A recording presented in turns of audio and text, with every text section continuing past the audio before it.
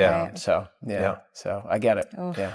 Yeah, I wanted to ask, because I know you're a veteran. I'd love to hear a little bit about your service and what you did. And Well, whatever. sure. I spent 8 years as a special operations medic. Yeah. I did a lot of training for special operations. My team and I designed something called lanes training.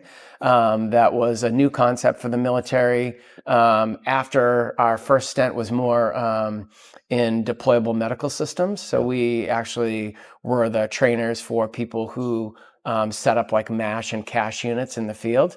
The new deployable medical systems can be set up and broken down in like 2 days. Oh, cool. They have ORs, they have dental, they have x-rays, wow. they Oh, wow, have yeah. ER, whatever. So we used to utilize that. And then we used to do the lanes training were simulations of things that you might experience in the military. And so you would go down these lanes and get graded as a battalion or as a unit on how well you do. And it would combine all different skills that are required, let's say for your MOS, or required for a special forces unit that, does, work with explosions or. I was a combat engineer. We did lanes training for combat engineering stuff. Yeah, exactly. So that was that's a lot of the development that we did, and a lot of it for me was revolved around medicine as well. Okay. Triage, treating people in the field, medevac, all that stuff. Okay. Did a bunch of tours. I've been all over the place. My last tour was in Albania, just before the coup in '96. I was working for NATO, and as I always tell everybody, that's not always a wonderful thing, because the rules of engagement in the Geneva Convention aren't always agreeable from country to country. And Albania's had a lot of turmoil at that time. And I was just coming off of a tour in Skopje, Macedonia, where I was doing triage with the European Command, which is all special operations groups from different countries that were trying to triage and move people from the ethnic cleansing that happened in Bosnia. And no one knows about this. It's the least talked about massacre, the massacre of Srebrenica. No one knows about it, but it was like the largest massacre ever in the history of the world, where 8,000 men, women, and children were killed in 2 days. Massacre of what? Srebrenica. I was wondering.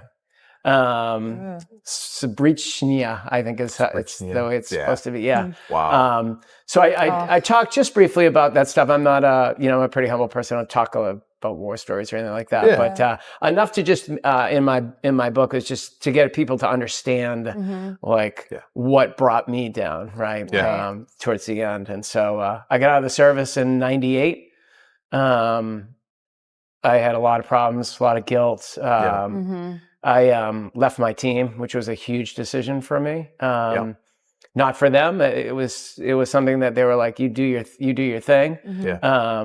But it was much harder for me to leave.